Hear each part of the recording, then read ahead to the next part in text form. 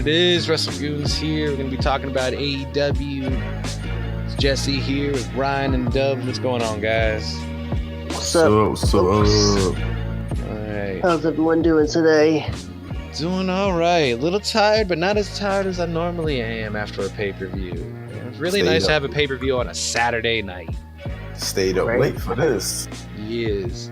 And yeah, I had no idea it was going to run until almost midnight. I figured it was going to be over by 11 or so. But, I'm really glad it went as late as it did. Definitely worth it. But yeah, last night was All Elite Wrestling's first event. Double or Nothing. And it was phenomenal. Yeah, I mean, there's some hiccups here and there, but it was truly a great night of wrestling and storytelling. Literally from start to finish, there wasn't maybe an okay match, but every other match was great. Yeah, no, I mean, I wasn't disappointed with any of the matches, honestly. I mean, I know that comes off as sounding a little fanboyish, but the Young Bucks and Cody and them, they put on a great show. Yeah. It's like the only hiccup was I was all set up to watch the buy-in, the pre-show, essentially on their YouTube channel, and like they'd been advertising on their YouTube channel that they were going to be streaming it for free, and also on several other YouTube channels and other ways they were going to be streaming the pre-show in some form or fashion. So I'm all set up on my computer to watch the pre-show, and I got my TV already set up on Bleacher Report Live and all that, ready to go. And like I'm sitting around, and all of a sudden I realize it's like 7:05, and I'm like, why hasn't this stuff started yet? And one of the live reaction things that I had tuned in from Cultaholic, Adam Machidi was doing a live thing, and saw that he was making some commentary about like the Battle Royale. I was like, shit. So I missed the first 5 minutes of the Battle Royale. I had to scramble and find it, and then eventually found out that I could just watch it through Bleacher Report Live's app, the same thing that I watched the pay-per-view through. And it's like, going back and looking, is like there was nothing that said that was even going to be on BR Live. Like it only said the pay-per-view was going to be on there, so a little confusion there. But what is it? Uncle Dave Meltzer, he's the one that shared the link on Twitter that I found and sent to y'all. I was like, this is where you watch. It definitely was worth watching, just the pre-show. Now, gonna run through a list of the guys that were actually in the Battle Royale. A lot of people you guys don't know, I know, half of them are pretty much indie guys, whereas the other half, are former WWE guys. I recognize a few of the names in there, but so what is it? First we have I'm not going to do it in order that they appeared. I don't know if you guys know how the Battle Royale worked, but it was basically 21 entrants total. The guys, before the match took place, they all drew cards, and whatever suit you got tied into when you were going to come in as your entry and all that. Yep. So kings, cool. Diamonds, clubs, spades, and all that. They called them down. You got 5 guys each time a suit was called, until the ring was, eventually had 20 guys in it. Not all at once, but over the period of the match. And then the 21st guy got the Joker card. So it was an interesting way to do a Battle Royale. In my memory, I don't remember any company going the whole casino gambling route theme kind of thing. So it was kind of nice. Little convoluted, but still classy. Double or Nothing, sounds like casino to me. Yeah, plus they did it out in Vegas, so I guess it fit. What they were doing. Yeah, I'll be interested to see that, because I think they've already kind of let it loose that there's going to be another Double or Nothing or another All In and all that kind of thing. So at some point, are they going to just ditch the gambling terminology and go with something else, whatever kind of theme of the area they'll be in? That'd be kind of cool to do.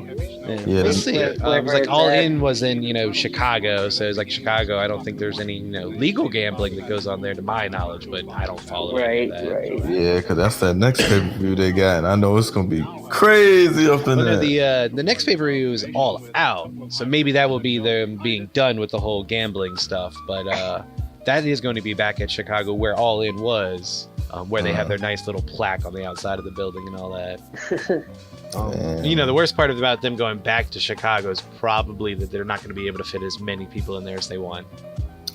Yeah, well, at least they can yell that CM Punk chants and that crowd will be I'm going over crazy. that. He either needs to get back into wrestling or we need to forget about him. Honestly, he's a great man, but it's been years now since he left. And honestly, we all saw that little clip of him running in and hitting that dude with the GTS at that indie event.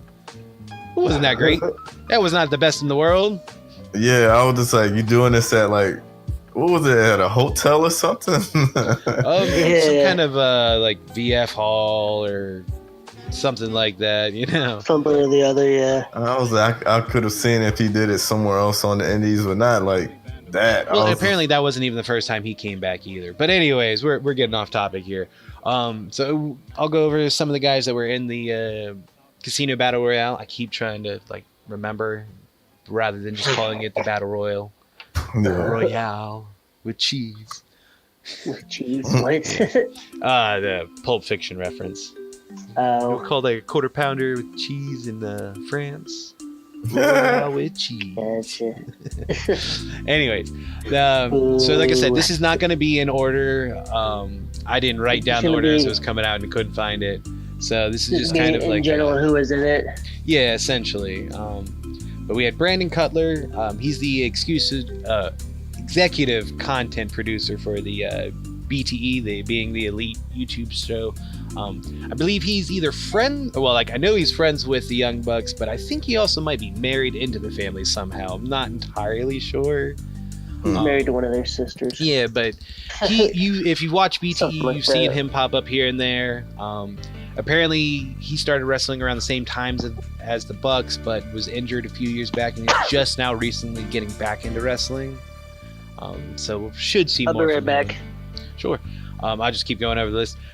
We also had Glacier come in last night, which I don't know if you guys remember him or not, but that's the dude from WCW. Yeah.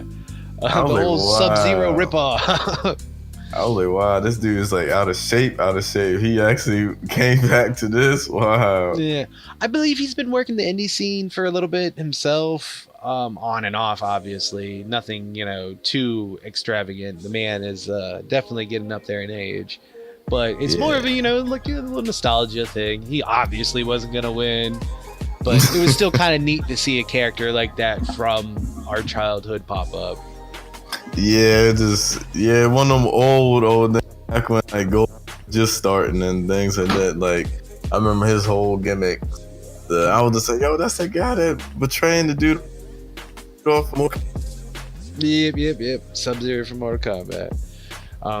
Let's see who else we had. We had Sunny Kiss was in there. Sunny Kiss is formerly XO from Lucha Underground. And that is the gentleman who did not look like a gentleman in the Battle Royale. He was pretty easy to spot. No. He had that spot with Tommy Dreamer, and I don't remember what that move's called, but just kept slamming poor Tommy's head into his ass. I mean, although, Tommy looked like he might have enjoyed it a little bit, but 2019, have fun. Yeah, I guess he probably got told beforehand, like, hey, I'm gonna do. Oh, they definitely planned that spot out. Tommy probably had his hands up for it. And it was nice to see Tommy out there. Like he's somebody else that probably everyone knows who he is, and he was in the match, obviously.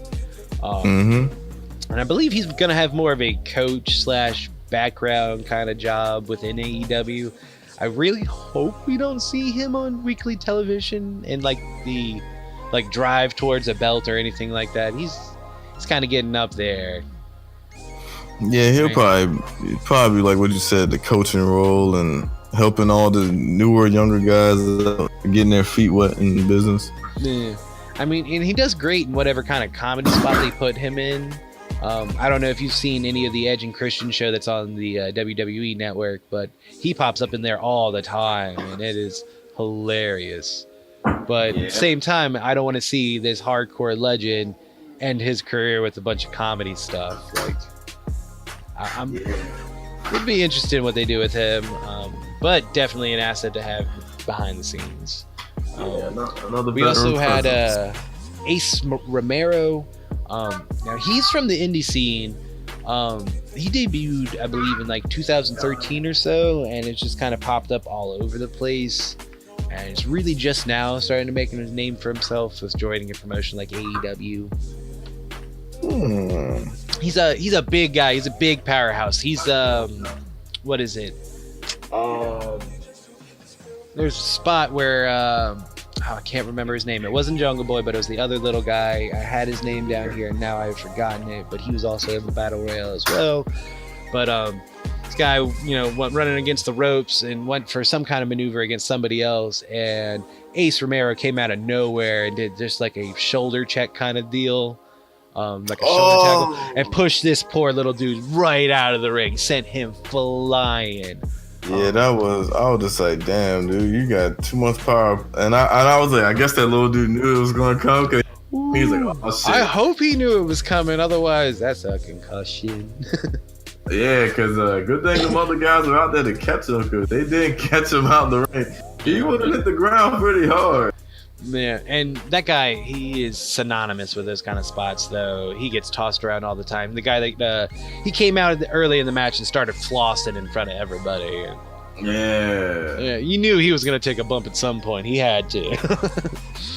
But anyways, besides Ace Romero, we also had Sunny Days, and I tried looking up some info on this guy, and I had a hard time finding anything about him, other than the fact that he paints his face yellow, some black in there. Kind of looks like Goldust, but obviously is not Goldust. Doesn't wear a jumpsuit or have those kind of mannerisms or anything like that. But just so you can tie a face to a name there. His name he's going by as Sunny Days. Yeah. We also had Brian Pillman Jr. now, and he is the son of the late great Brian Pillman, of the former Hollywood Blondes with Stone Cold Steve Austin back in WCW. They had that big angle with Stone Cold in WWF. With the fake gun and stuff, where he looked like he shot him or something. Yeah. His dad is a legend until he passed away. But Junior, he started his wrestling career in 2017, and he's actually trained by Lance Storm. So, he's only been doing it for a few years now, so it's going to take some time, but at some point, he's going to, blow up. Oh yeah, I can see it. Let's see here. All right. We also had MJF, which is Michael Jacob Friedman. Yep. This man will be a star. Maxwell Jacob Friedman. Yep, you were right. My bad. Thank you. But MJF, as he is more commonly known, and it is just easier to say, this man will be the biggest heel in the industry one day. Charisma for days. He has star potential in him, very big star potential. Because they said when he came out, he received the loudest boos in there. Oh, yes. If you've been watching BTE at all, or even Road to Double or Nothing on the Nightmare Family YouTube channel, this man knows how to press people's buttons. He is cutting. He is sneaky. He is just glorious.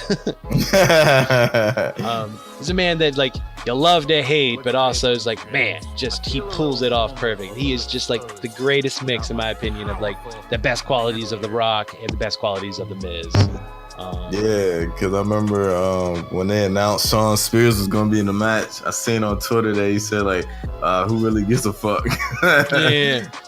And Shawn Spears, obviously, also in the match. Shawn Spears is formerly WWE's Ty Dillinger, the Perfect 10. And he had a lot to do with this match as well. He had a nice little spot where he was trying to help out Dustin Thomas. Dustin Thomas was the individual that is the bilateral amputee. So this is a guy that had no legs. He was pretty easy to spot in the Battle Royale. He had a lot of great spots. He actually eliminated poor old Shawn Spears. I keep almost saying Ty Dillinger. I know, right? It's tough. I'm so happy we're at the point of wrestling now, whereas once they come into wrestling, they're keeping their wrestling name that they came up with at first. I think he just wanted us to get rid of it because that's the WWE thing, and they didn't utilize him. He just I'm changing my whole thing. Yeah, no, that was definitely a WWE concept.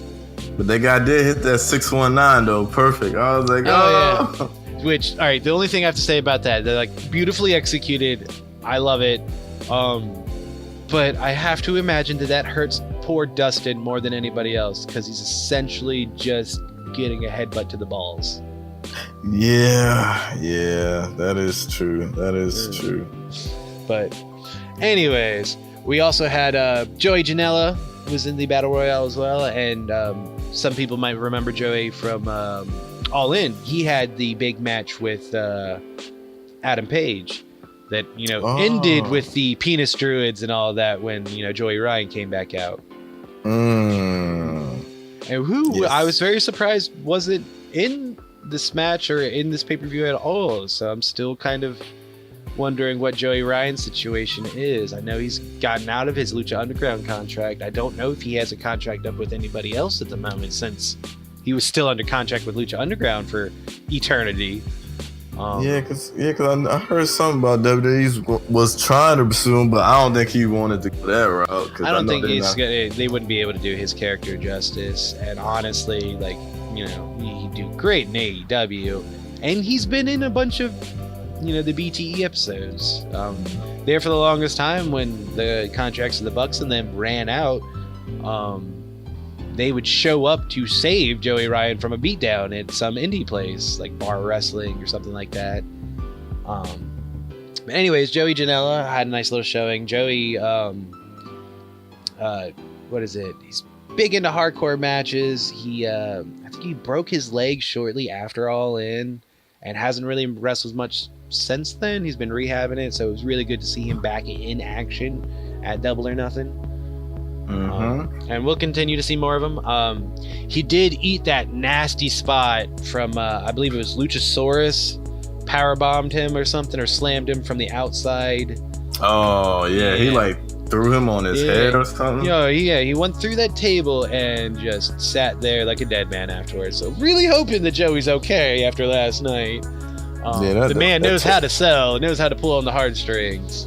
Yeah, that table he went through, I was like, that's a different type of table. And I know that shit had to hurt just a little bit more than the other tables people be going through. Yep. After that, we had, we've already gone over this, but Dustin Thomas was in there, the amputee, Sean Spears, the Ty Dillinger. Billy Gunn was also in the match, Mr. Ass himself. Hit the famous sir in the match. Yep, he has to. He was also at the over the budget Battle Royale at All In, which was he had a nice little spot there. He basically, was trying to save the finishers from Triple H and all the other WWE guys from Jimmy Jacobs. I believe he's going to have more of a backstage role as well, kind of like Tommy Dreamer. This was more of a nostalgia thing to see him in the ring. I mean, he's obviously in shape and could probably go. I just don't see where they could write him in, storyline wise, where they make a claim where wins and losses are going to matter. I would hate to see Billy go over any young talent in AEW, and I'd also hate to see him lose because of how in shape and how legendary the guy is. Yeah, because I thought The Rock was jacked. No, Billy Gunn is jacked. I'm like, damn, dude, what you been taking? Yeah, no, let's all hope it's all natural as well, and AEW's thought ahead and has some kind of wellness policy in place. That's a big deal. Yeah, I don't want to say that S word. I'm not even gonna throw it out there. Maybe the man just eats phenomenally and works out constantly, and he's just in the perfect shape. Yeah, probably eats 5 to 8 meals a day and stuff. If you getting that big, jeez. But let's see. After that, we had Jimmy Havoc came out. Now, Jimmy Havoc, if you don't know him, his matches can be a little hard on the eyes. He is a death match legend over in the UK. The man with the staple gun. Mm-hmm, yeah, no, pretty easy to spot him. And the one thing I want to know, and going back, is were there actually staples in that staple gun? And if there were, goddamn. Yeah, because he put one in Tommy Dreamer's head, and I don't know if he did it on his thigh or if it was in his nuts or whatever. It looked like it was his nuts. I hope there was no staples in there and it was just for sound. I'm okay with that. Yeah, 'cause I was like, that shit will hurt. Basically, if you need a comparison of the American equivalent of Jimmy Havoc, old school Jon Moxley, aka Dean Ambrose. And at some point, I hope we get this match, because towards the end of the evening, of course, there was a surprise, run-in by Jon Moxley. They're obviously not building towards this Jimmy match anytime soon. It really looks like, he's going straight into the main event picture with everybody else. But at some point, I hope we get a death match between Moxley and Havoc, because it would be scary.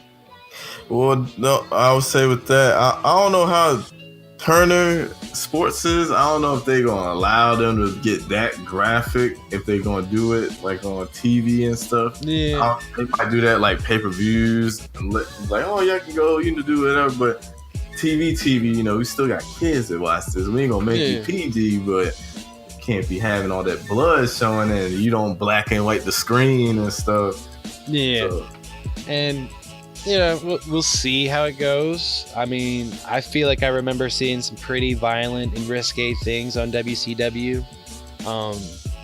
But it really, we have no idea what it's going to look like until we get to October and they actually, start their TV deal with TNT. I believe they're still even right now trying to hammer it out whether or not it's going to be Tuesdays or Wednesday nights. They're definitely not doing Monday or Friday nights. They're not trying to do direct TV competition against WWE, because that's stupid. Well, we're obviously still going to be watching WWE product ourselves, but this will turn into a war between these two promotions at some point, and I hope and believe that it's just going to make for better wrestling all around.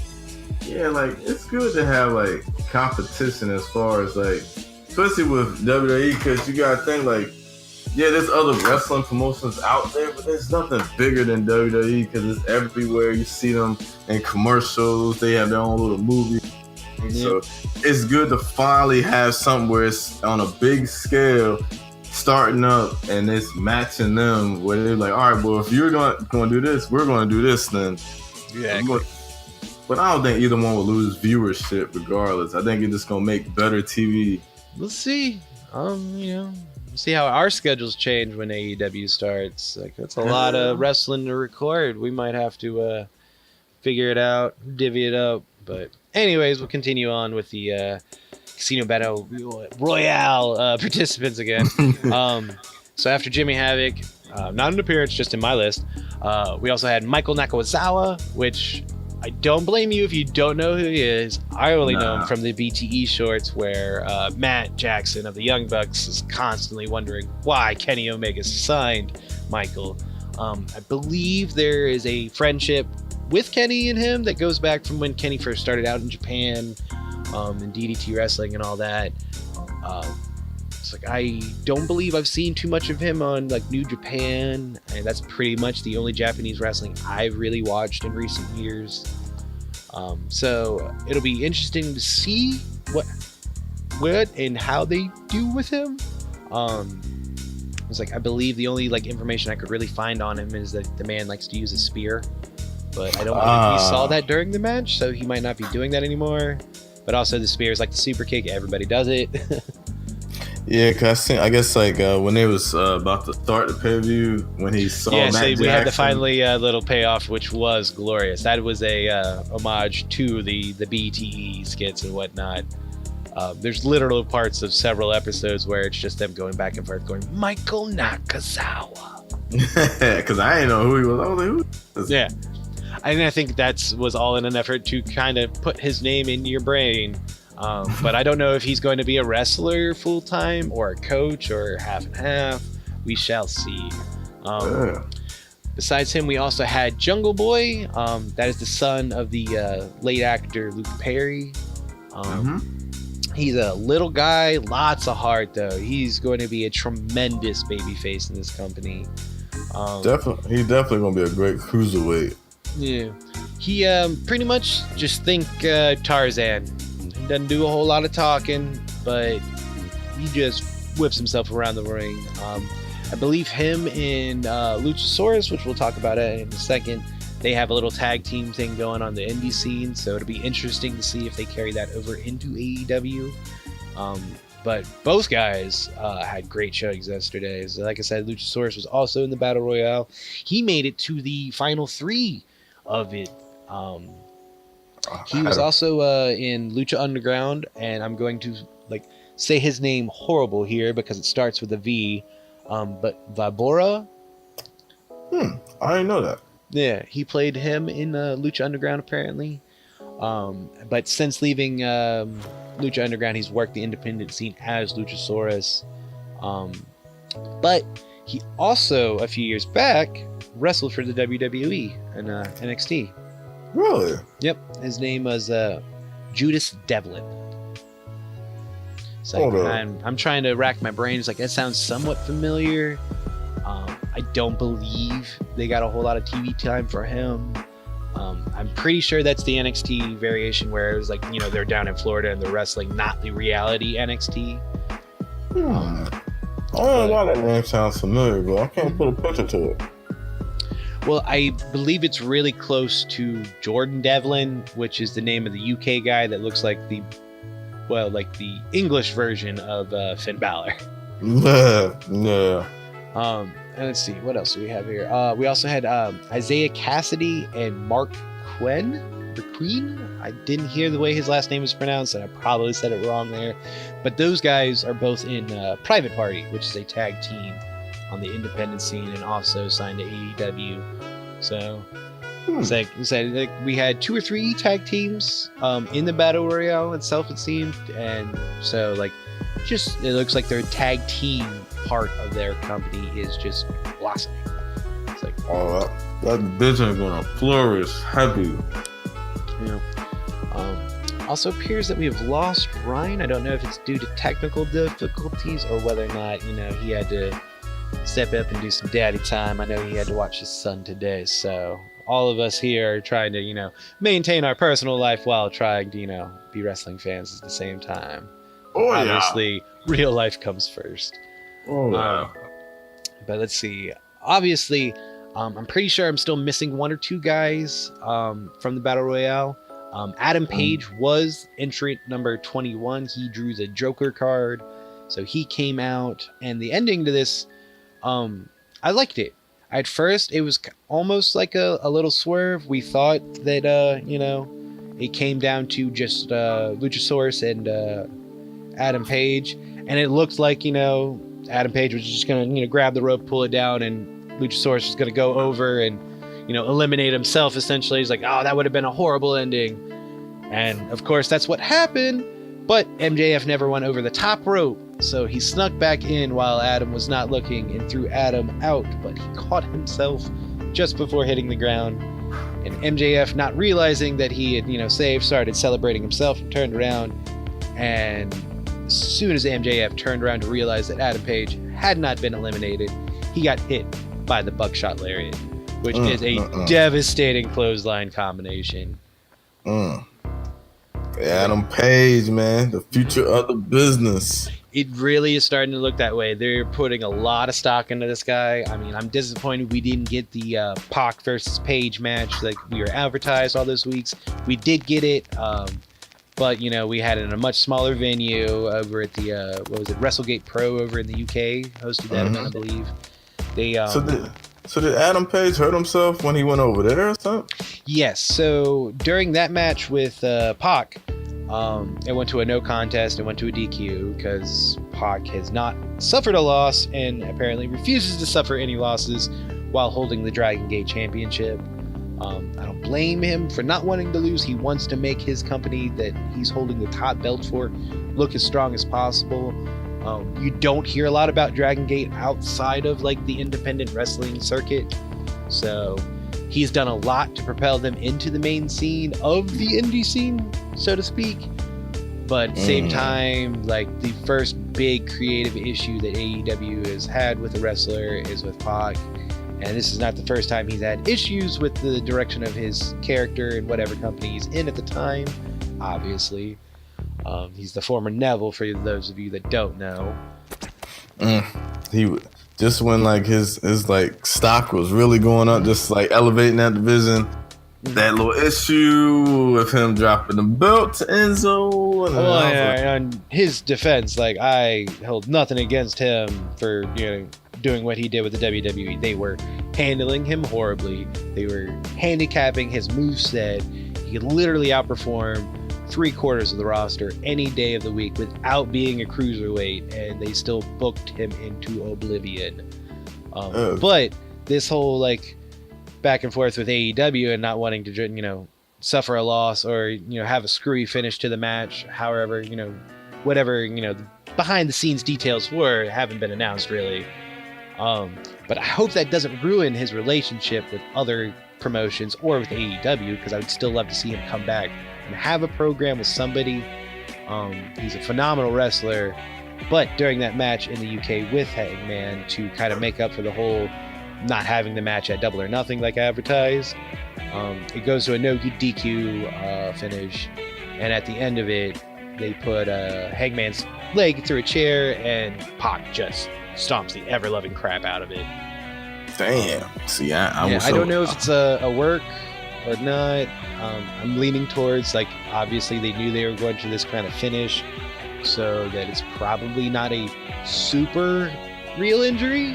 You might, aggravated something. I'm sure that knee didn't feel great the day after, but the fact that he hit that buckshot lariat on MJF at the end of the match tells me that there can't be too much wrong with that leg. Yeah, that move was nice. Yeah. Even that other move where it looked like he was about to do the Alabama Slam or something. Oh no, they've renamed it. So when he was in the Bullet Club, his finisher was called the Rites of Passage, which is essentially like a reverse tombstone. So instead of holding the man, belly to belly, upside down kind of thing, he holds him backwards and hits the tombstone in reverse. But last night it appears that they renamed it from the Rites of Passage to Deadeye. Yeah. I like that name. I like that. Both of them are nice, classy, and work with his little cowboy theme. So, I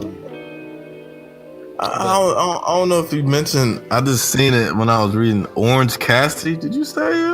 Oh, I forgot about him in the Battle Royale. And how could I forget Orange Cassidy? He's the guy that took over Matt Riddle's Bloodsport after Matt Riddle signed with NXT.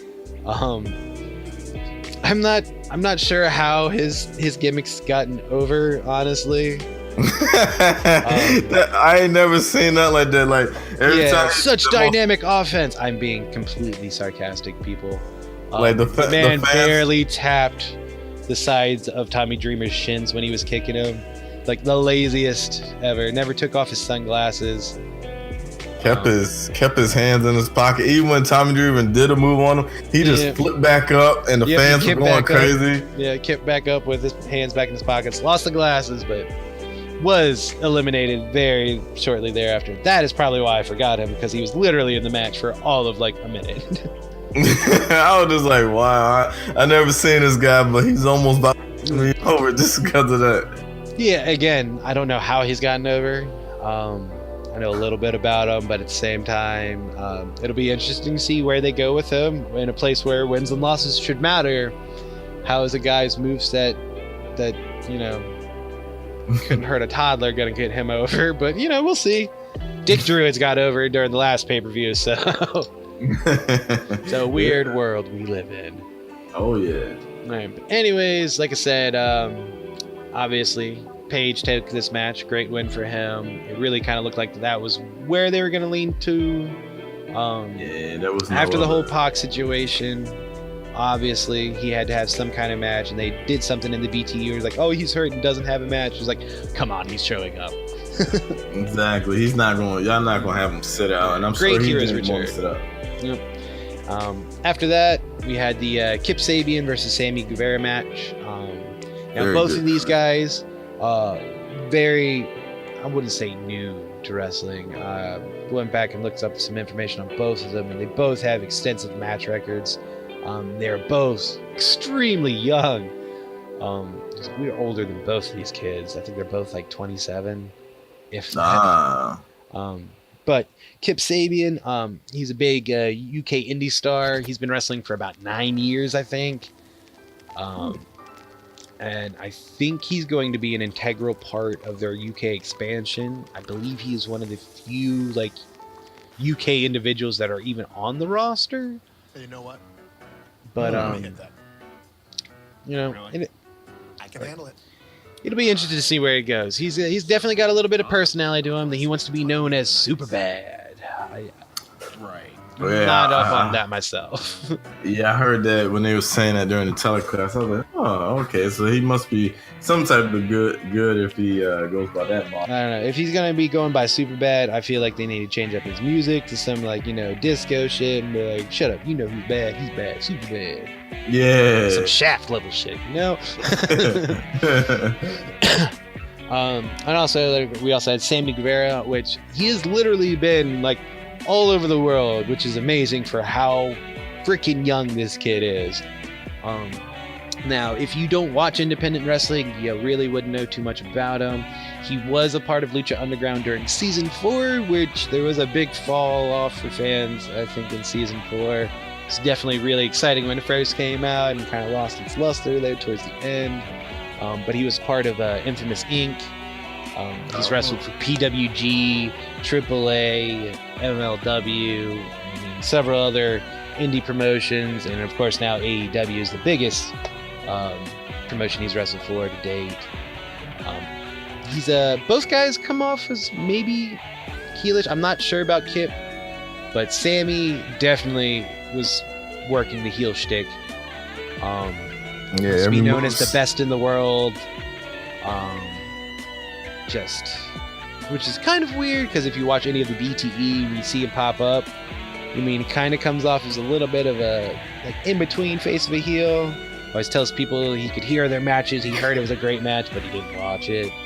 But he never does anything like too horrible or mean on BTE. So if that's the only thing you've seen in him, you would be surprised last night to see him behave the way he did sometimes.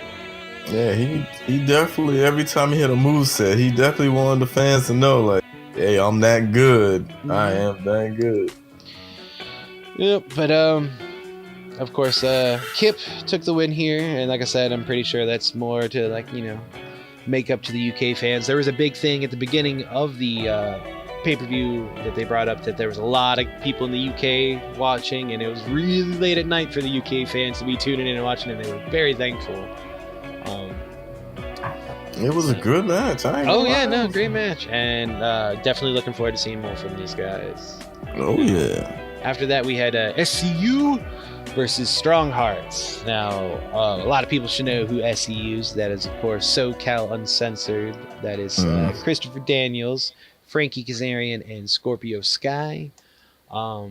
They've been tearing it up now together on the independents for a little while. Ring of Honor tag team champs at one point.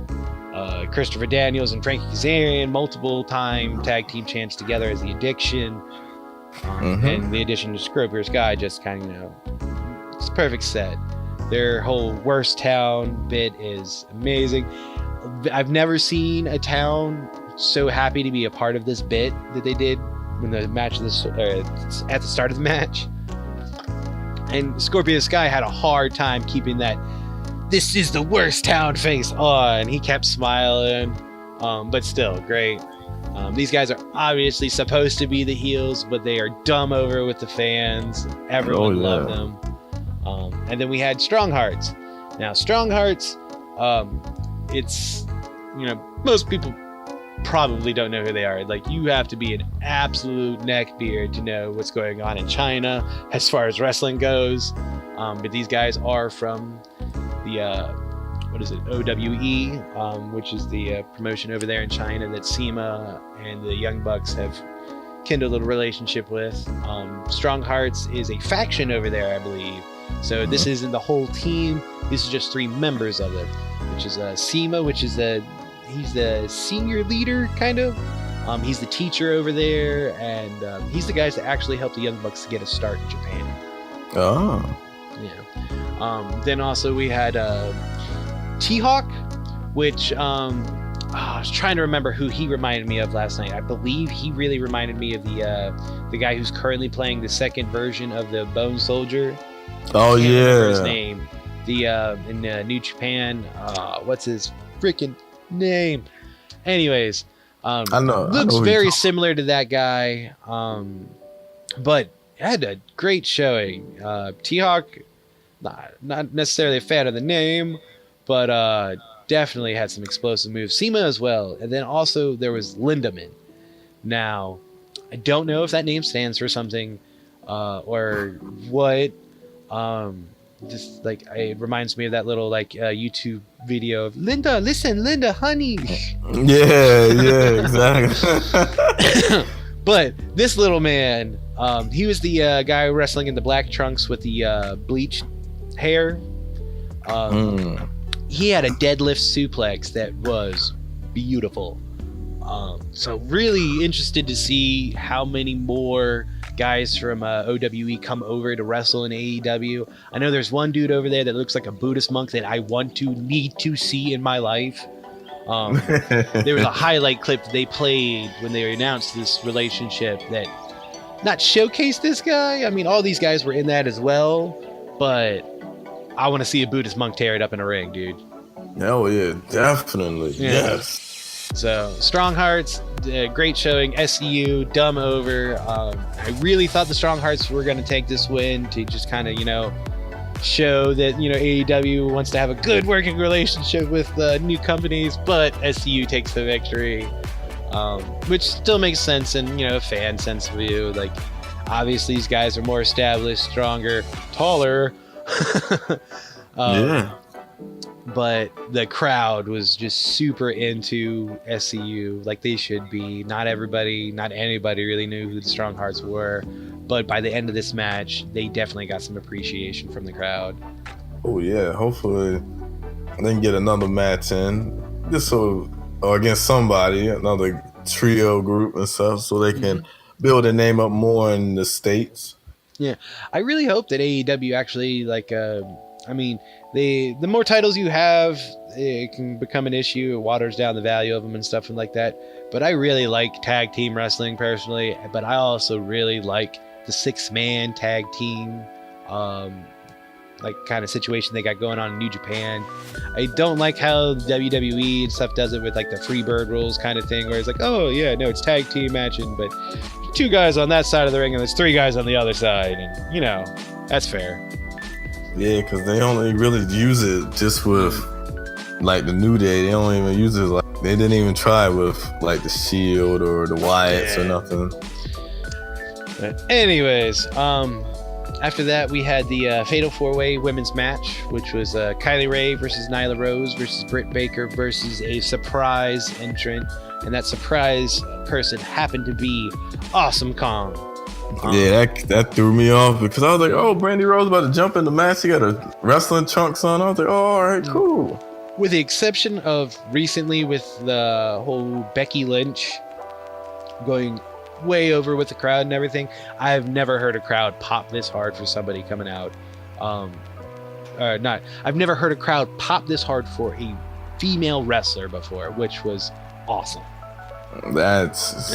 And it's like, as Mars, I can remember when Awesome Kong was in TNA, she was mostly a heel, right? So she got a hero's welcome when she came out there to start laying out these poor girls. Yeah, because I don't know if he's been, I don't know if she's been wrestling like the last couple years. I think she went back to TNA, I think after she had a child and stuff, because she had that, I think it was, she did like 2 things with WWE, then she had the kid, and so I don't know if she's been wrestling and she just disappeared or something. But and I thought she was on a TV show for a minute too, but I was talking to my girlfriend last night about that. I was like, no, you got that confused with somebody else. And I have no idea. I thought maybe she was on Glow or something. Oh, I don't know. She might have been on it. I gotta check that. I still have to go back and watch Glow. Yeah, I just don't have a whole lot of time to watch crap other than wrestling. Yeah. But anyways, this match, it was a great little match. We'll go over some of these girls that you guys probably don't know. We had Kylie Rae. She's a phenomenal girl. She's like big baby face. She's essentially like not the same style or mannerisms or anything like that, but she is the like AEW version of Bayley. Cody had made reference to that in the little interview press conference and stuff. I was like, oh, this is the happy. Well, I mean, Bailey's happy, but this is the smiling version without the that little smile inflatable. pose that she does after she hits something or is about to hit something is like, that's nice, and I can see where that could grow into something more. And then let's see. We also had Nyla Rose, and Nyla Rose is an American actress and professional wrestler. I got that all off of Google. I'm so smart. But, she in 2019, when they announced her signing to AEW, she became the first transgender woman to sign with a major American professional wrestling promotion. Yeah. So she's part Native American. She wants to be known as the Native Beast, I believe, is what they were saying last night. She reminded more of like what is it, Xena, Amazon Princess. Yeah, that's what. Yeah, because her costume and everything she had on. Yup, I can see that. Yeah, but it'd be interesting to see where she definitely looked like she was going to be the powerhouse of the match until Awesome Kong came out, and there was a nice little dynamic between those two during the match. We also had Britt Baker, or I should say Dr. Britt Baker. She is a legit dentist and has her own dentist practice, and on the side is a wrestler. Yes. You also might recognize her from BTE. She's in there. They make reference to the fact that in BTE they killed off her real life boyfriend, Adam Cole, baby. Yes, Adam Cole. We have not only do we have the whole Jon Moxley, Renee Young dynamic of AEW and WWE together, we also now have Britt Baker and Adam Cole. Well, you got Shawn Spears and Peyton Royce too. So. Oh yeah, no, I forgot about that one too. So a lot of people going to the other side. The WWE's probably sweating a little bit. But this match was a great little match. Everyone had some spots. Particularly Kong was hitting these girls real hard. Guess she had to get rid of some of that ring rust. Yeah, and knocked it right off of them. But of course, at the end of the match, Britt Baker comes up with the win. It's a real good way to start things off. I feel like in the BTE, they've been kind of hinting at that, like there's going to be something between her and Brandy Rhodes coming down the road. Which of course, Brandy Rhodes didn't have a match last night. It wasn't in this at all, and she's a wrestler. She's not just the chief branding officer of the company. Yeah, because I've seen her wrestle a few times when what was that? I think it was. I'm not sure if it was TNA, but I think I've seen her a few times in Ring of Honor. She's wrestled things like that. I would not be surprised that Britt Baker might be the first AEW Women's Champion. I can see. They haven't announced that belt yet, and I'm sure they're going to have that belt at some point. But it really feels like they're trying to position her high up there with this win.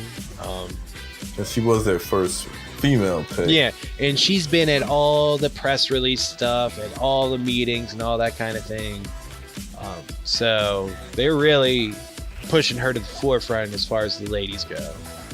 Yeah, and I guess I got another female that just signed. I forgot what her name was. And you know what? I totally messed this match up too. It was originally just supposed to be a triple threat singles match between the three ladies. And Brandy comes out at the start of the match to basically be like, hey, I don't want this to be a great match. I want it to be an awesome match, and adds Kong to the match last minute. So it wasn't even like we were waiting for that fourth person. Brandy just gave us Kong. Man, well, nobody knew. Nobody knew it was going to happen.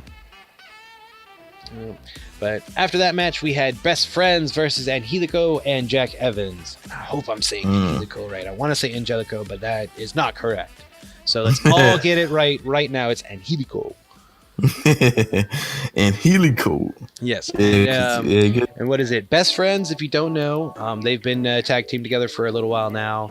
That is Chucky Taylor, and Trent. I think right now, it's Trent Beretta, but right now I think there's some issues with his character and who owns the rights to it, because he is Trent Beretta for New Japan in Ring of Honor, I believe. But it's still up in the air whether or not there's a real working relationship between New Japan, Ring of Honor and AEW yet. All these guys have wrestled for these promotions essentially. But if you look at like Trent's ring gear at the moment, there's a question mark behind his name, and it just says Trent question mark. So that might be why he has to go by this moniker at the moment, and they're going by Best Friends instead of The Best Friends. But I could also just be reading into this too much. It probably could be either or. Now, and Helico and Jack Evans, they've been big on the indie scene. They were a AAA tag team champions, I believe, several times. They both hail from South Africa. Now, prior to the start of the pay-per-view and all that, when they were announced as being signed for the company and whatnot, we didn't really get anything from Jack Evans. They had a little like promo package for Angelico, kind of built him up a little bit. He was a little lackluster last night. His tag team partner, Jack Evans, killed it. And I mean, Angelico pulled off all his moves fine, but definitely Jack has way more personality than he does. Yeah, Jack was yelling at the crowd. He's working up with the ref and whatnot. He was arguing with his tag team partner, I believe, at one point. You could hear the words he's saying. It's a dynamic man. Yeah, he was taking a lot of the bumps. He was taking a lot throughout the whole match. I was like, oh, snap. Okay, he probably be the one that'll probably get the pin victory. Yep. And then, what is it? The Best Friends, they look great. Trent is in phenomenal shape. Chuck T, not so much, but, you know, he's just that Kentucky gentleman. Yeah. But, great back and forth. You know, the crowd did start a Who Are You chant at one point, which is it's up in the air who they were really talking about. And like I said, if you watch New Japan or Ring of Honor, you know who the Best Friends are. In order to know Angelico and Evans, you have to watch AAA. So that's probably who they're referencing then. Yeah, but Best Friends win the match by delivering a modified Doomsday device. And like, I guess these guys are supposed to be the baby faces. I'm reading some results from Feature Report right now. I was like, I don't think either side was particularly heelish. I mean, Evans comes off as kind of a dick, but he didn't do dickish things. He was just like, no, I'm fucking good. Watch me do this flippy shit. I'm gonna land right on you. Yeah, exactly. I didn't know who was healed. I kind of thought Trent Beretta and Chucky D were the heels. No, in my opinion, yeah.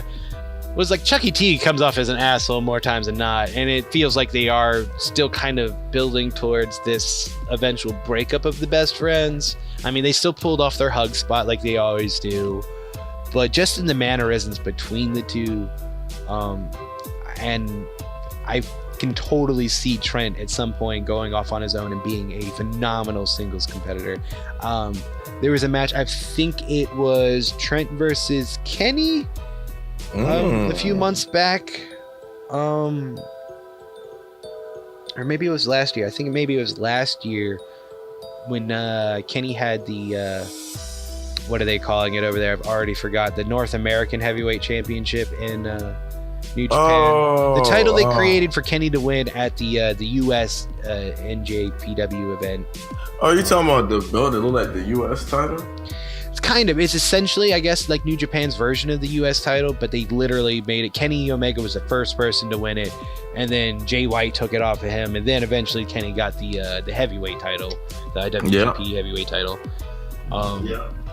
But I think it was him and Kenny. It might have been him and Cody. I can't remember, but Trent had a phenomenal match that was like single stuff only. I believe Chucky T was having issues with getting matches in Japan, so on Ring of Honor they were Best Friends, and then in New Japan it was just Trent by himself, and I believe he was part of Chaos. Don't quote me though.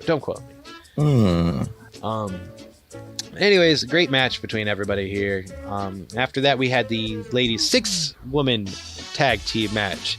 Now, if anybody knew who anybody was, with the exception of maybe Aja Kong out of this, I'd be surprised as hell.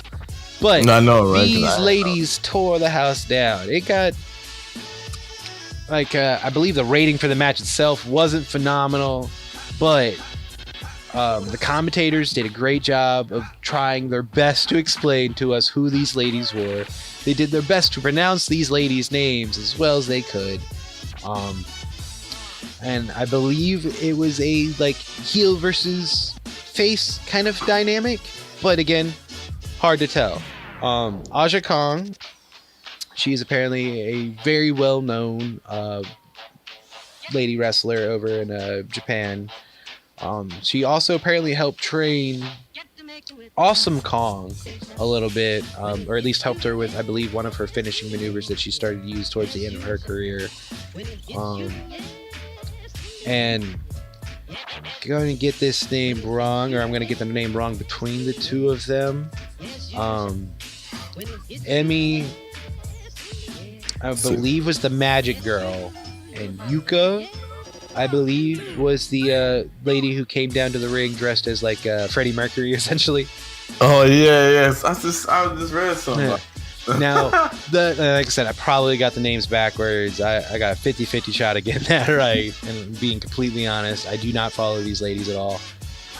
But it was mentioned several times during the commentary that the lady who came down basically as like the band leader kind of gimmicky costume. She helps train all these girls at one point or another over in Japan, and that's essentially her role over there. She's trained like 40 some odd girls, I believe, in the last few years since their promotion opened up over there.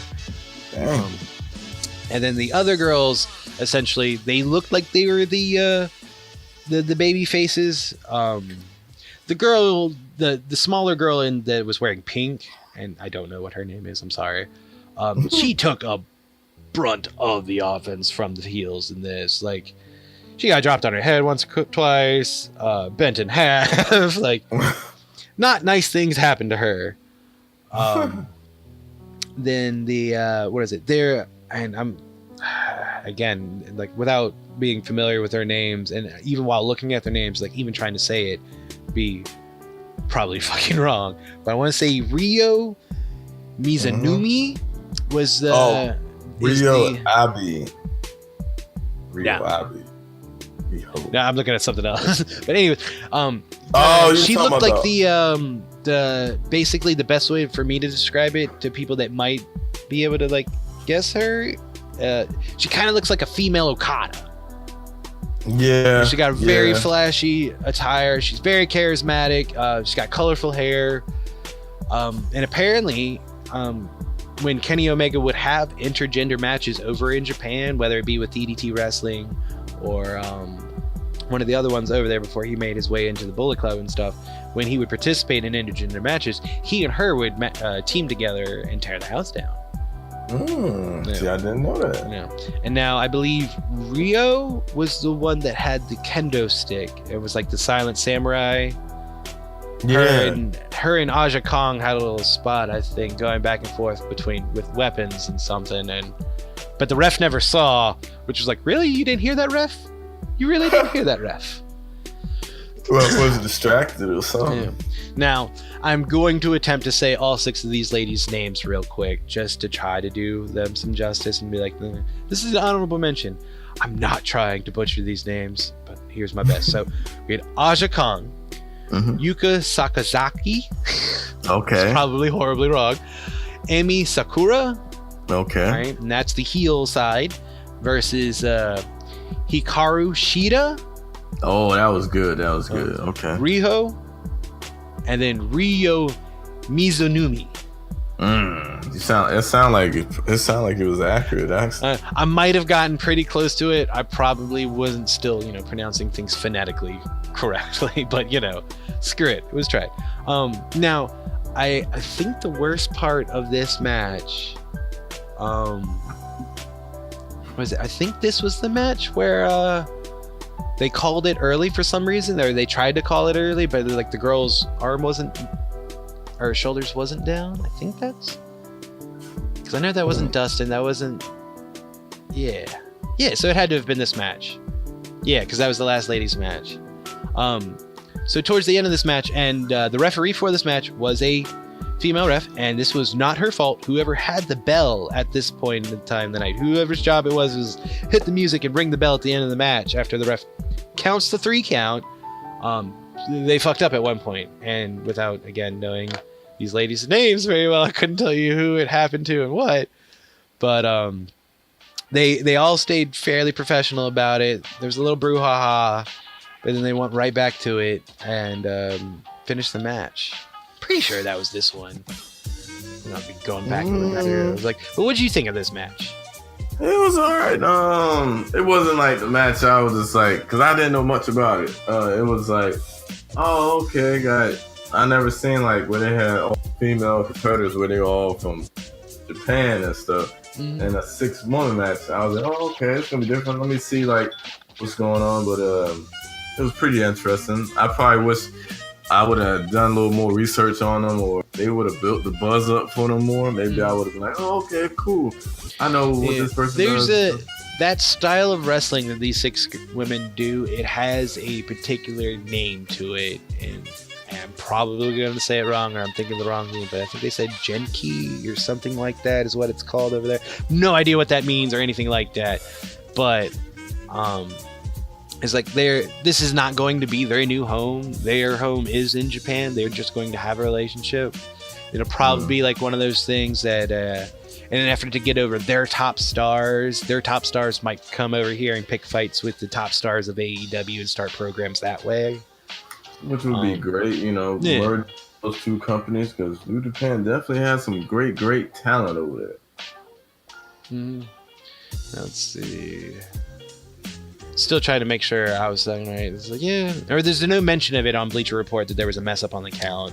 But at the same time, Bleacher Report is the same people who, is responsible for streaming this event, so maybe they don't want to admit any issues. Maybe it was a Bleacher guy, staff member who hit the bell early. Don't know. All speculation. Excuse me. All right, so I believe after that match we had the Cody versus Dustin match. Oh yeah, the match of the night. I don't know about that. I mean, it's tough. It's definitely a contender for match of the night. Definitely top 3 of the night and one of the final 3 matches of the night. But the build to this, absolutely amazing. They didn't do the build on BTE like they normally do for most of the AEW stuff. They did this all on the Nightmare Family YouTube channel, which is mostly run by Cody and stuff. That channel is the one that did the whole Road to Double or Nothing series, and throughout that series is where we got the little back and forth and the actual announcement of this match and stuff. And of course, it's just, what can you say other than it was a really great match. Super bloody, but great match. Too bloody, because I didn't see when he got busted open, but I seen his press conference and he said, I guess Brandy grabbed like his little cane that had like a wolf on it, and she hit him upside the head, and I guess it was spiky or something. And I was like, yeah, yikes. no, it was kind of out of nowhere. But I had the biggest critique of the pay-per-view all night is definitely going to come down to the like stage hands or whatever you want to call them, the cameraman, the support staff. The wrestlers did great last night, but there was a lot of hiccups with camera work, people being out of position when they need to, like especially during Cody's entrance. There's one point where the guy gets right up on like the tunnel entrance and is waiting for Cody to come down, and Cody comes out of the other fucking tunnel and he has to turn around, and by this point like Brandy's on the ramp, Cody's halfway down the first like mini ramp, and then we got that little spot that was the real dig at WWE when Cody took that sledgehammer and hit the bone throne, so to speak. Ooh, when I see like them old WCW and W always had like digs and stuff. I always used to watch it, but all right, I wonder who's gonna do this, and I wonder who's gonna send the first shot. Yeah. Wow, Cody! Woo! Yeah, no, and great little symbolism there. Before Cody had come out, we got a picture of the throne, a close up of the throne. It was just kind of like, the fuck is this? This kind of looks like Triple H's symbol behind the throne. There's skulls everywhere. But I was trying to figure out, I was like, is Dustin about to come out with like skull paint on or something? Like, what's going on? But I loved where it went. I thought Cody was gonna sit, and then I was like, oh, that's where he's gonna sit, because his costume of like, what was it? What did they say? What did he dress like? I saw it on Twitter. I think it was. I can't remember what they said he matched and stuff. But I was just like, oh, he's gonna sit on the throne. But I didn't even know he had did that until I looked on Twitter and I was like, oh, he busted it. Yep. Yeah. It was a great little moment. Then we had Dustin actually make his entrance. There was a little like, not directly his old theme music, but similar to his old theme music kind of when he first came down, the Shattered Dreams kind of stuff. Yeah. But this was a long match, and I was glad it was given the time it needed. WWE would have never given this match the time it deserved. We almost got it at WrestleMania a few years ago, but let's be honest, if we would have actually gotten it, it would have probably been a 5-minute squash match or something stupid, or ended in some kind of DQ, and would not have presented itself as this epic that we got last night. Like I said, the worst part about it was all the blood, but the blood came at that like halfway point of the match. Essentially, it went on for like another 10-15 minutes after he was opened up, and they used it to their advantage. And like Dustin's selling for his age, and like, he's been doing this now for 30 some odd years and all, but was amazing. I thought the man was literally dying, and at the times that he would come back and muster up the strength and hit in some offense on Cody, when he hit him with the crossroads. What was the name of his old brain buster kind of thing? It's not Shadow Dreams, because that's where he kicked him in the balls. Director's Cut or something like that, I think. I can't remember what that name is. I think it was called the Director's Cut or something like that. Yep. Mm-hmm. But like, when he first started, like, he's just barely rolling around and almost falling over, and then all of a sudden, covered, face just pouring blood, and hit that offense. It was fucking phenomenal to see. Yeah, you would have thought Earl Hebner or somebody would have been like, hey, get him a towel so you can wipe. Get him a towel, put on some gloves or something. Cody was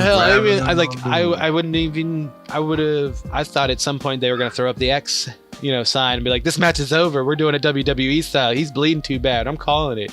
And Dustin be like, no, I'm finishing it. I could have seen that being worked into there. Because Cody was grabbing him a lot in the head, punching him. You could see his hand fully bloody. Yeah, no. And like, imagine doing that to another living soul with them bleeding that much. And then imagine doing that to your own flesh and blood. or I should it was like on a family member that you love. Like, that was insane. I didn't expect it to get bloody. I thought it was just going to be a hard fought bout. Like, maybe they would have used weapons. But wow. Yeah. But obviously, Cody walks away with the win here, but we were all kind of led to believe that this was going to be a retirement match for Dustin, but it wasn't. At the very end of it, while his brother is still bleeding very badly, Cody asks his brother to participate in a tag match against the Young Bucks at the next pay-per-view, I believe. I'm pretty sure they said the next one, which would be... I think Fighter Festival is the next one. It's either Fighter Festival or Fight for the Fallen. Yeah, because he said like that's what he signed up for. And he said he wasn't looking for a partner or a friend. He needs his brother. They had that emotional moment. Oh, God, yeah, no. I almost teared up. I'm not going to lie. Cody's selling and Dustin's selling. Like, bar none, the Rhodes family fucking know this business. Even when they had that little spot where... Cody did the little cartwheel and he did that little stardust thing. Oh, yeah, no, yeah. Both of them did like little homages to their former gimmicks and whatnot. What is it? It would Dustin at one point looked like he was gonna drop down and do his little like breathe in uppercut thing, and he was like, nope. But after extensive blood loss, I guess his cognitive reasoning skills was like, let's do it for the fans, and actually did it for us. I was like, oh yes, you teased it, told us no, and then delivered. I love you. That match was that was good. Cody's been putting on since he's gone independent, he's been putting on some classic matches. Oh yeah, for a guy that WWE did not think was going to be main event level.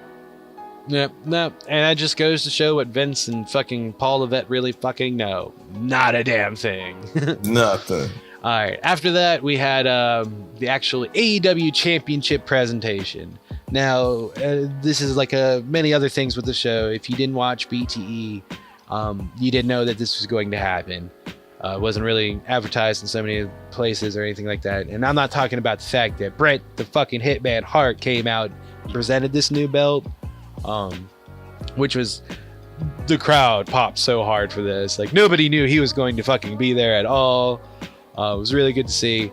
Production value, and like it looked like they didn't really go over what was supposed to go on during this all that well. But in the road to this, Jack Whitehall, the comedian / actor and whatnot, online had announced that they were going to be doing the belt presentation during Double or Nothing. And he was the guy that was out there announcing Bret Hart. He's a funny comedian, and I'll be like, it'd be cool to see if he has like more of a role within AEW himself, because he could totally pull off being an on-air personality or announcer or something like that. But I just don't know with his career whether or not that'd be a great choice for him personally, because he's got Netflix specials and all this, that, and other. He's got a TV show with his dad, I believe, where he goes on vacation and crap. Oh, wow. Yeah, no, like Jack Whitehall, like, he might not be big in the States, but like UK's rising comedian and TV star. But anyways, we got to see that this big, beautiful strap, man. Like, you know, they call the NWA championship 10 pounds of gold. This thing looks like it's 20 pounds of gold. Yeah, because you can clearly see they were struggling to hold the belt up. Oh, yeah, no. Jack Whitehall during the YouTube skit, whatnot, the reason we didn't get to see it on YouTube, kayfabe, was because Jack Whitehall couldn't get it out of the bag. It was too big.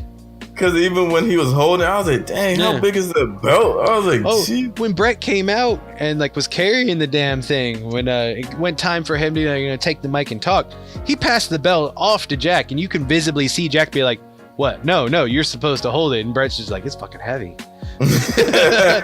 He couldn't hold the belt in one hand and the mic in the other hand and go over everything that he had to go over. I probably would have done the same thing. That looked like a heavy belt. Yeah, and then what is it? There was a little run-in towards this. What is it? Adam Bret Page, Bret called out Hangman Page, be like, hey, basically, hey, this is what you'll be fighting for at the next pay-per-view whenever we see the winner between Kenny and Chris. Which that brought out MJF, which again, just this, like the pre-show battle royale highlighted how good of a heel he is. This showed how great of a fucking heel he was. He took digs at every chance he could. He even referenced the whole like Bret being tackled at the Hall of Fame ceremony and everything. But he did it in a quick fashion. He's like, oh, look at Bret, there's somebody behind you. Nah, just kidding, haha. Like, without giving somebody be like, oh, I was like, oh fuck. You're like, as soon as I saw Bret coming down, that's where my mind went. And I was like, I don't see any security guards around the ring. What if another motherfucker comes out here and tries to tackle this poor man again? We will never see him on TV again if this happens. Yeah, because there were spots so you could see, like, when wrestlers were on the outside and they were fighting and stuff. I was like, yo, where's the security at? Like, it looks too close, like fans could just jump over and nobody's going to be able to stop them. Which, just because you could do something doesn't mean you can. All right? Listen, if any fucking internet crazy people listen to this, don't jump over the barricades. Leave our wrestlers alone, damn it. Because the wrestlers will not hold back. They might super kick you, might spear you and stuff. Oh, yeah. But anyways, there was a nice little thing. Like I said, he made fun of the whole Hall of Fame thing being tackled. He even called Paige Seabiscuit at one point, and like, if you know the Elite shirt that Hangman's got has a horse on it, and he has that whole cowboy shtick. So it was funny. It was flawless. I don't know if he's got a team of writers for him like The Rock used to, or if he's coming up with all this crap off the top of his own head. Bless this man. Bless him. Eventually Jungle Boy and Jimmy Havoc came out to basically help Paige corner MJF. And Jungle Boy and Jimmy basically battle MJF out into the crowd. And Paige just kind of stares at the title while Bret holds it up awkwardly. He holds it up to Hangman Page at one point, and Page is like, for perspective senses, he's standing on the entrance ramp. So Bret's holding the belt to Page. The hard camera, which is like the angle that the views that the television viewer has, we don't see the belt while Bret's holding it like this. We just see a side profile of Bret just staring down the ramp holding a belt up. And then he finally gets, oh wait, I should look at the hard cam. then the person who's responsible for transferring which camera has the TV essentially at that point, they switch from the hard cam to another perspective at that point. It's like, oh, we just got the good shot that we wanted. So it was actually hard to get a good view of that title at first. Yeah. Not the wrestler's fault. I mean, they did say something about he did take a fall on the stage. I don't know if he... And I didn't see that either. I think that was something that had happened off screen, and like fans started uploading videos to Twitter about it. But he was fine. It was just a trip, from what I read, I believe. It's like, damn, Brett, come on, man. And he's an old man. He had a whole hard time walking down with the belt. I'm not gonna give him a hard time about staying upright. Yeah. All right. Anyways, after that little presentation, we got the rematch, so to speak, from a AAA match when the Young Bucks versus the Lucha Bros. The Young Bucks went down to Mexico and took the AAA titles from the Lucha Bros after they had just won it the same night. So the Young Bucks for the last few months have been the AAA World Tag Team Champions, even though they don't go down there and wrestle because they wrestle for AEW. Yeah. So they haven't had to defend it. This is their first title defense, and it is against the people that they took the belts from. And this was my match of the night. In terms of like pure wrestling, like no storyline, no syntax, this and that, they're just spots, like from start to finish, nothing but action. Just bam, bam, bam, bam, bam. So let me ask you then. I'm gonna see which match you thought was better. Did you think them versus the Lucha Bros was good, or did you think them versus the Golden Lovers was a better match? Now, this is an unfair question because you did not know this was going to happen. I never brought this up. Yeah, this is an unfair question because with All In, the match that was Lucha Bros versus it was the Golden Elite, because it was the Young Bucks and Kota Ibushi, and that's what they were calling themselves. And sometimes Kenny would be there to make it a fourth thing. They called that the Golden Elite.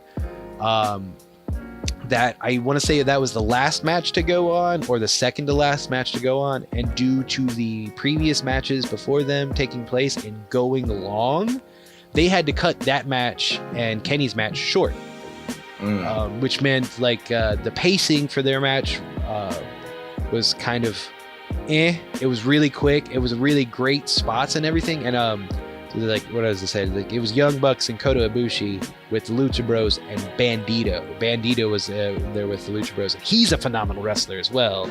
He's a part of Lifeblood and Ring of Honor with Juice Robinson right now. That was a great match, but because of time constraints of All In and the fact that they literally went 60 seconds over from their projected time, they had to pay through the fucking nose for that last minute to just wrap up things the way that they were able to wrap up for All In. Now, with them being on Bleacher Report Live, it didn't look like they had the same time constraints, or they figured all of that out. So the pacing of this match was better, but I need to see a rematch between the Golden Elite and Bandito and the Lucha Brothers. But this match was definitely better for me because of that. Yeah, see, you was mentioning the All In match. I was mentioning that New Japan match they had. It was for the tag when they said they was going to move up to the heavyweight division and stuff. Oh, I honestly thought you were talking about All In, the last pay-per-view match that they had. Nah, to be honest with you, I didn't even see All In. Nah, I didn't see All In. Yeah. But pretty much any time the Lucha Bros and the Young Bucks have had a match, they've tore the house down. To the point where they haven't really repeated a whole lot of spots, or in spots that they have repeated, they found a interesting way to put a spin on it. But I can't remember the Lucha Bros going over there to wrestle in New Japan. It's like, I'm sure they have, but I was like, I probably missed it was the Young Bucks versus the Golden Lovers in New Japan. Young Bucks versus the Golden Lovers. Gotcha. Yes, no, I did see that match. This match is still better for me. I love Kenny and I love Kota, but they're both singles wrestlers, so their tandem tag team offense needs a little work. The Golden Trigger, their finishing mover together, they're both of them essentially doing the V trigger, the double knees. That looks dirty as fuck. I would never want to be hit with that any given day of the week.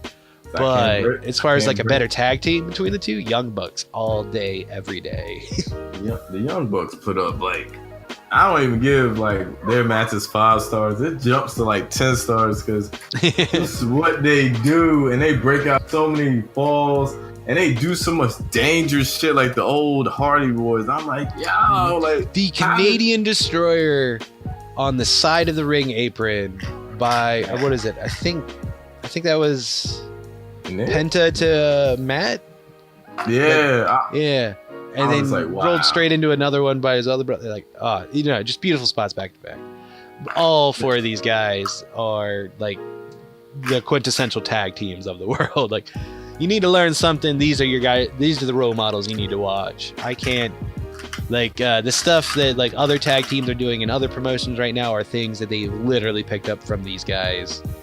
Even that spot that Phoenix did when Nick was on the ropes and he had Matt, he was holding his hands and he was standing up on the rope and he like kicked him. Yeah, he flipped him and then he flips for days. There's nobody that's more coordinated than Ray on the ropes. I was like, this man here. Dude, I'm honestly surprised that he performed to the level that he did. They've literally been wrestling the Lucha Brothers like constantly nonstop leading up to this pay-per-view. It's not like they've had months off like the Young Bucks have to get ready for this event. They've been wrestling, and I can't remember where it was or who it was against, but I think it was Ring of Honor, and there was a table spot, and it involved Ray and somebody else, and whoever it was,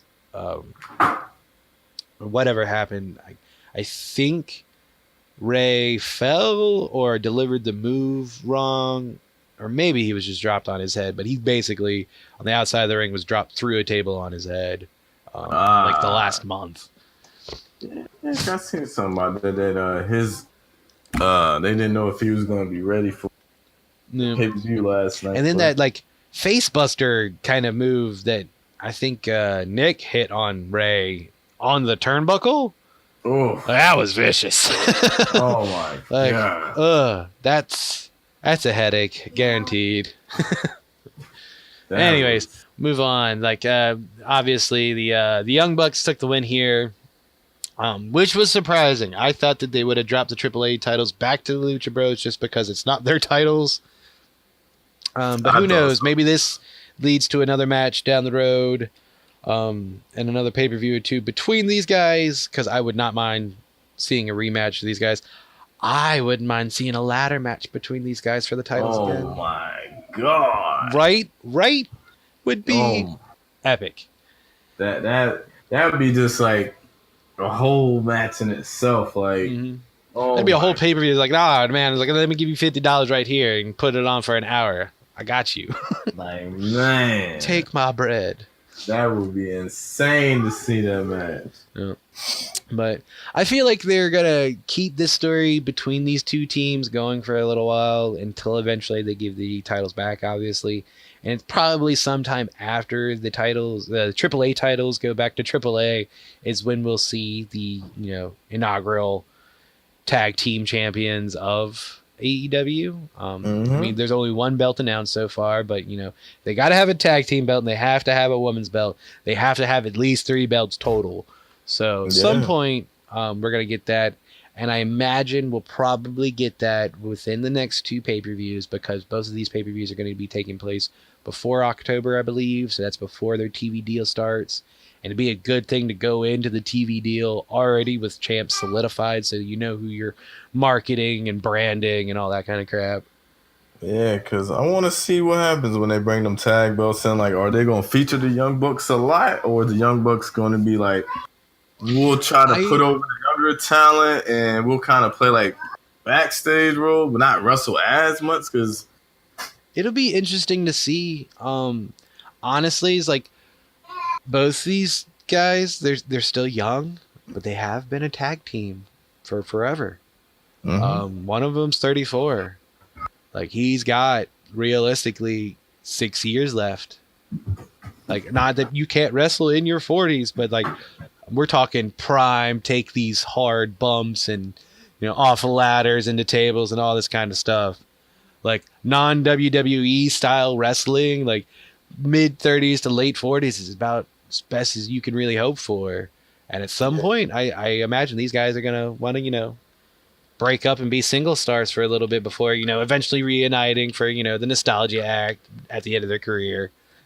Yeah, because I wasn't sure if Matt was gonna keep it going so much and go to those type of matches after I think last year or the year before he started having back problems. Yeah. Anyways, moving on. Next was Kenny Omega versus Chris Jericho. Man, I missed the whole match. I'm like, yo, what am I doing? So, like, it was a good match. There's a couple things that put it off for me. And these are things that, like, as a fan, I can let go. Chris Jericho has been given the main event several times since leaving the WWE. I don't feel like he's trained to the level that he needs to do that. And I'm not talking about experience-wise. I'm talking about just getting, like, in-ring shape. He's got the full-on dad bod going on right now. Like, he did not miss a beat during this match at all. I mean, there was a lot of like rest moments and laying down there and there, but they were hitting each other pretty damn hard, and like it's believable that Union, all right, he needs a minute for his recover, cool. But at the same time, like, what is it, Matt Jackson? You know, they've been off. They haven't been wrestling very much in the last like 3 or 4 months. You could tell that dude was hitting the gym every day. I don't remember Matt having abs. He had abs, like legit abs, like 6-pack. Yeah, with Jericho, I don't know. I mean, he's 50 and stuff. Maybe he just... Yeah, he's definitely like, I'm not expecting this man to come out here and be absolutely shredded, but you want to come out wearing like leather pants and a leather jacket and shit, but like, don't let your gut hang over your waistline, bro. I mean, I'm one to fucking talk, but hey, I don't wear leather pants for that reason. Well, and several others. But yeah, exactly. Like, I ain't out there trying to pull off, you know, Baby Gap t-shirts and shit. Know your place. Maybe he just works on his cardio. He just don't work on like. It was like I could even bought, even if he just would have worn like a vest or something. It's just, I don't know. It took away from the, I guess, like the immersion of it all. Kind of like it was hard for me to buy. Like, you look at Kenny fucking Omega, shredded. Yeah. He's like, you know, this man is ready to go for 60 minutes straight. Wrestling. He probably do whatever else he wanted to for an hour straight too, the kind of shape that he's in. But we also know this man is like straight edge, so you don't eat, drink, nothing bad for him, you know. So like he's in shape. He's a credible physical threat. And then you look at Jericho and I'm like, well, his jacket's got spikes on it. Exactly. That looks kind of dangerous. Yeah, you'd be thinking like, well, I could do that then. Shit, but again, like I love Chris Jericho. This match was great. The Judas Effect is kind of crap. Like, you need to find a better way to do that, definitely. And for those of you that don't know, Judas Effect, they did this whole little like vignette a few days before Double or Nothing, highlighting the fact that Chris Jericho had been training in Dave Bautista's gym in Florida. Then he had mastered a new finishing maneuver called the Judas Effect, which is essentially just a spinning back elbow to the face. When I say essentially just that, it is just that. It wasn't really even a running spinning back elbow, a jumping spinning back elbow, a twisting spinning back elbow. He literally just spun his back around and hit him with an elbow. It was out of nowhere. It was out of nowhere. It was at the end of a very long and grueling match. And by the way, somewhere very early on in the match, Kenny broke his nose. Yeah. And he wrestled the entire match essentially with a broken nose. That's nuts. No, his so he even took that fucking spinning back elbow to the face with a already broken nose. No.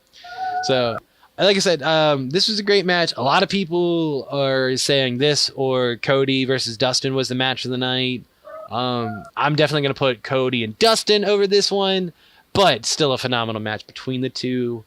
I like the booking.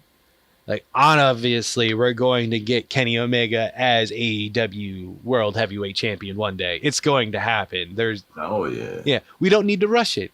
Jericho, he is in the twilight of his career. He is probably the most notable name on the card to just generic general wrestling fans. If you're a WWE fan, this is the only person on the card you probably know, with the exception of Ty Dillinger. Exactly. I think with Omega or Jericho, I think they need time before they're actually a champ. Like, they need to, I guess, build that fan base. Cause I mean, there's people that know them, but build that fan base still. Like, just for AEW, have like other feuds with other guys to build their names up, and let Adam Page see what he can do holding that belt. Now, I don't think that Adam Page is going to go over Jericho. Now, because I don't think I don't think he's going to be done after the Adam Page match. I think he's still going to be wrestling, at least for another year or two. Well, I mean, I totally see them putting the belt on him and making Chris Jericho the first AEW heavyweight champion. I totally see them doing it in some kind of like underhandedly, like heelish fashion to screw Adam Page after, like, out of a clean victory. But let's be honest, like with Kenny, he's young.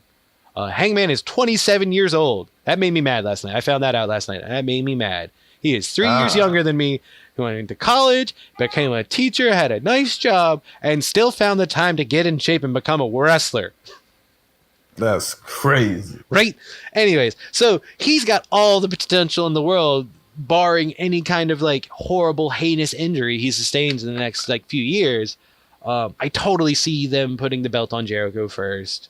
But I totally see Jericho putting, Hangman over in every aspect of the match, and it'll probably be like some kind of low blow, no DQ or weapon stipulation that leads to a Jericho win for that title. I very much doubt it'll be a straight up singles match between the two. Now, if they do that, if they go that route with it, I can see them putting the belt on Hangman at that point. Yeah, because I guess they didn't want to try like a face versus face match. You're gonna have a guy that's trying to ascend to be the top star, and you're the guy that's already put over in Omega. I can kind of see why they was like, all right, let's have Jericho win the match. So it'd be a big heel that talks a lot of shit versus Hangman, who's building himself up, who's coming off the knee injury, and he's trying to be the champion, and so the first ever champion. But no, phenomenal match. And like I said, everything ended with the Judas effect. There was like 2 times that Kenny went for the one-winged angel, but never got it like actually off. So still one of the most protected finishers in all of wrestling is the one-winged angel. You get hit with it, you're getting the 1, 2, 3. But that wasn't necessarily the highlight of the match. Jericho winning.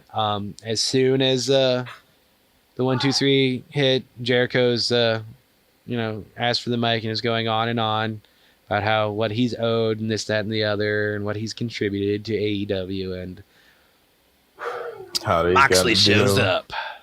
Which threw everybody up, because it's funny, like, you gotta think, like, they took, like, 2 different digs at them. First it was Cody bashing the throne, and then you got Moxley coming through the crowd.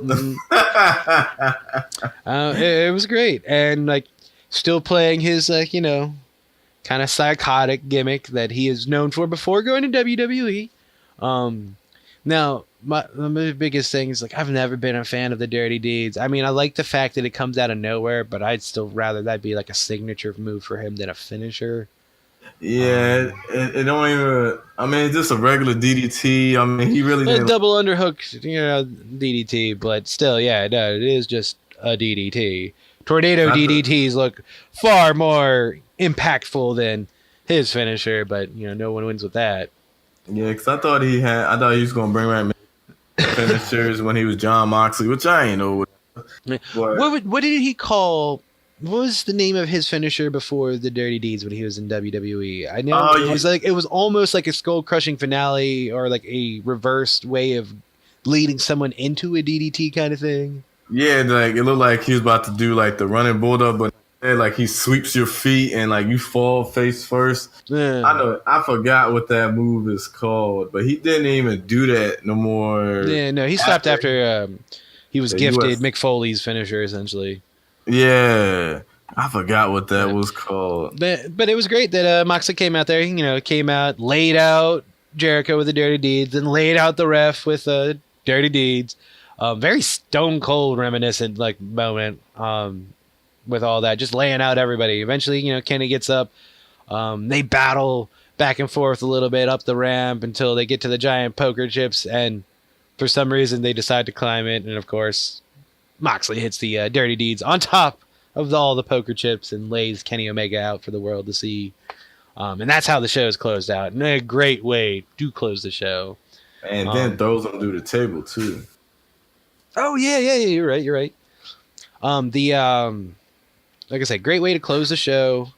And like we all knew that Moxley was going back to wrestling in some form or fashion. They'd released that vignette on Twitter at some point of him escaping prison and all that.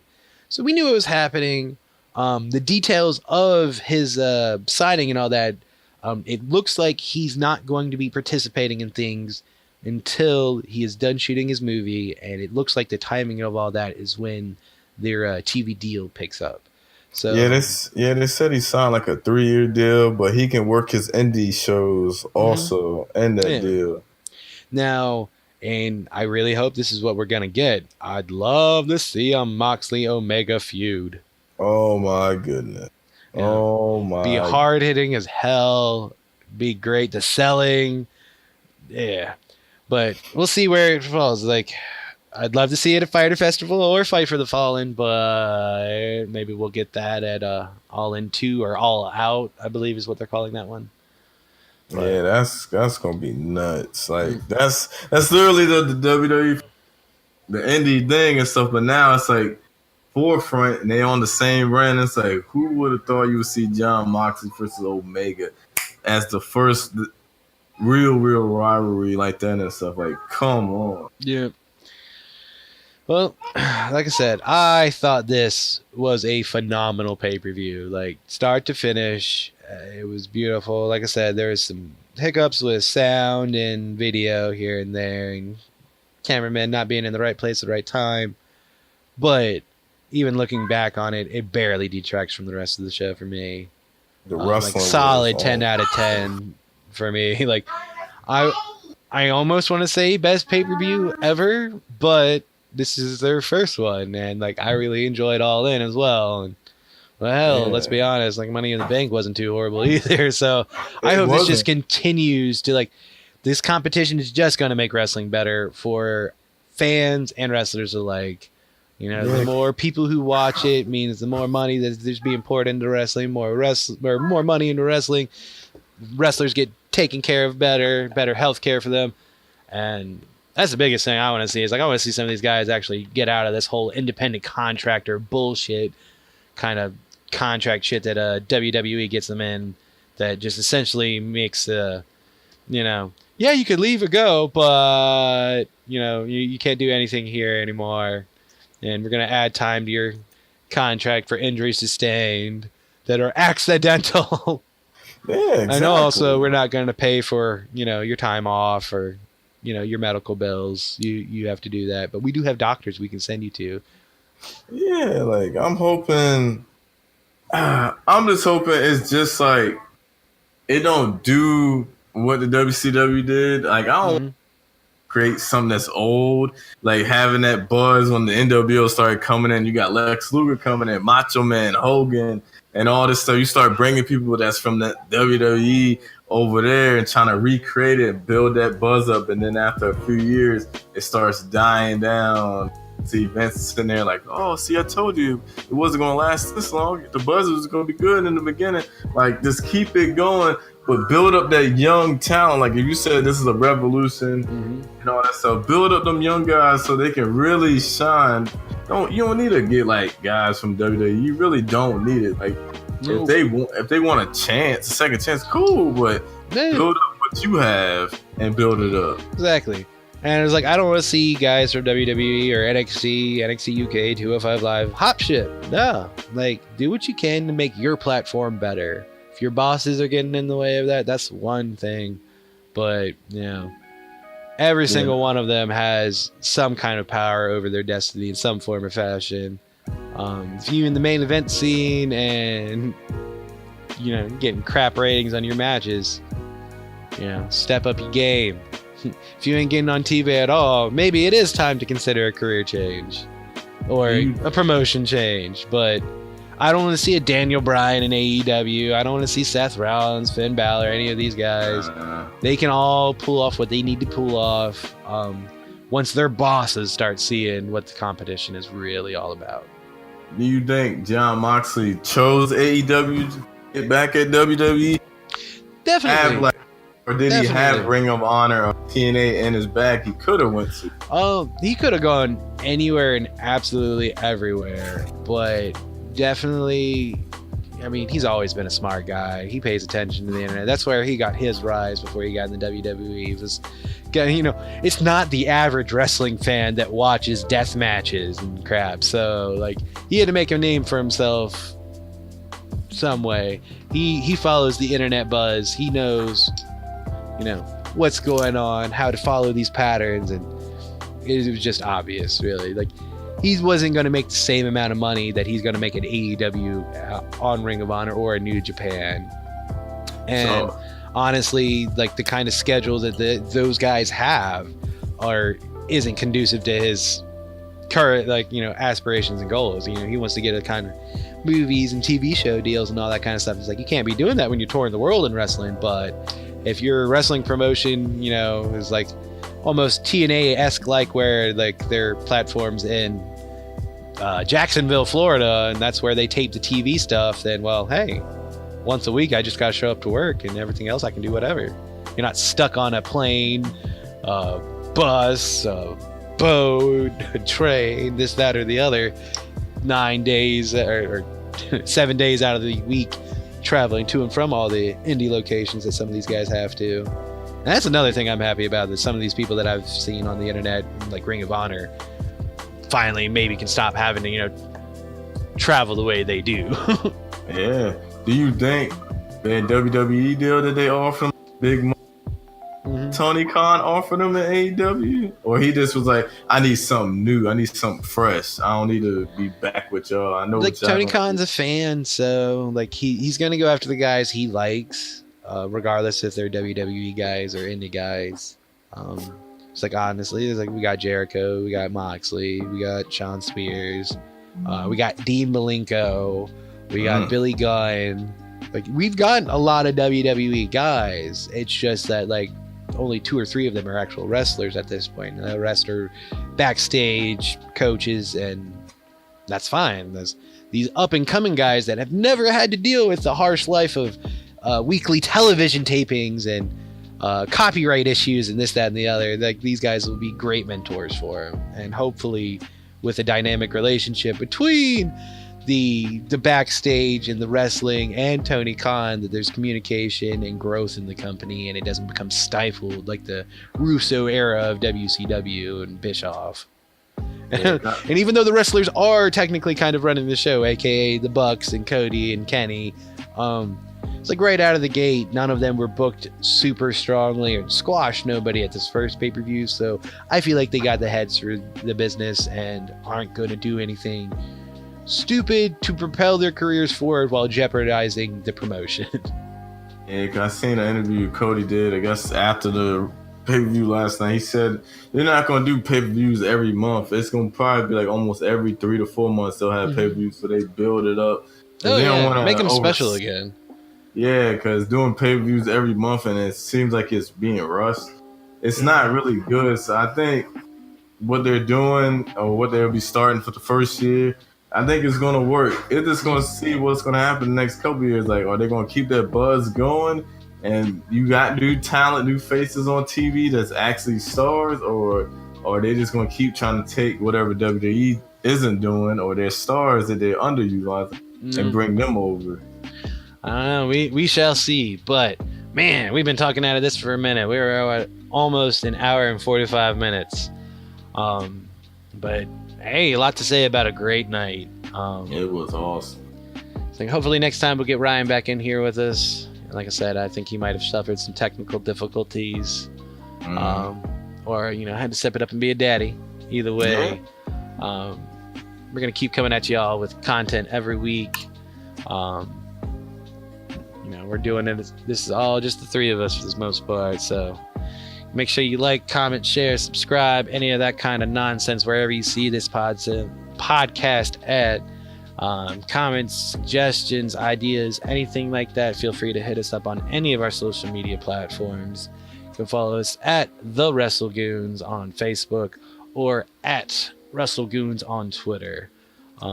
Still working on a nice little YouTube thing.